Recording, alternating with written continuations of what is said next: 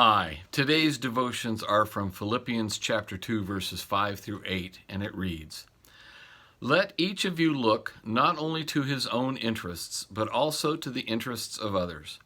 Have this mind among yourselves, which is yours in Christ Jesus, who, though he was in the form of God, did not count equality with God a thing to be grasped, but emptied himself by taking the form of a servant, being born in the likeness of men, and being found in human form, he humbled himself by becoming obedient to the point of death, even death on a cross." Of the many things these familiar verses point us toward, let's focus on the idea of humble service. We see here a call from Paul to look not to only our own interests, but also to that of others. This we do not for gain nor greed, and not for obtaining God's favor. But we look to the interests of others so that we may reflect the favor God has shown us in Jesus Christ.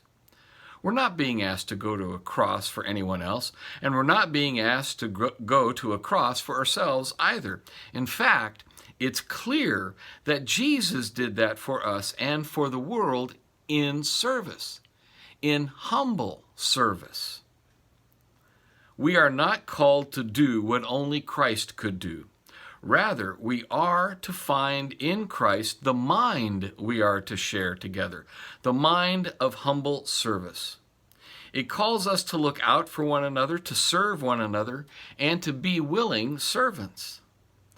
But how are we to do that in our pandemic condition?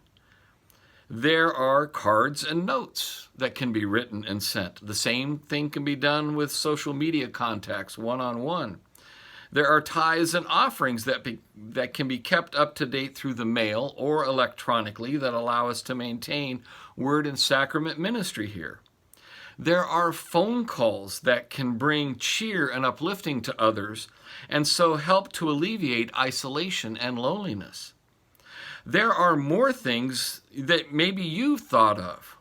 Let this devotional encourage you to serve in those unique ways that you can. We've been served by Jesus going to the cross and been given his name by which we can look to the interests of others. Pray for God's leading in that for you. And speaking of serving one another, I have a question the elders and I want to hear back from you on. We've not been having worship on Wednesdays recently and want to know if that is restarted, will you come? I think we all agree it's a good idea, and it gives us another opportunity for service to each other. But the question is, do you feel comfortable enough to actually come? We would have the same protocols in place as on Sunday mornings, everyone wearing masks, maintain distancing, and avoiding handshakes and the like. Now, we are planning to have midweek Advent services as usual on Wednesday evenings when we get to that season, which is coming up quickly.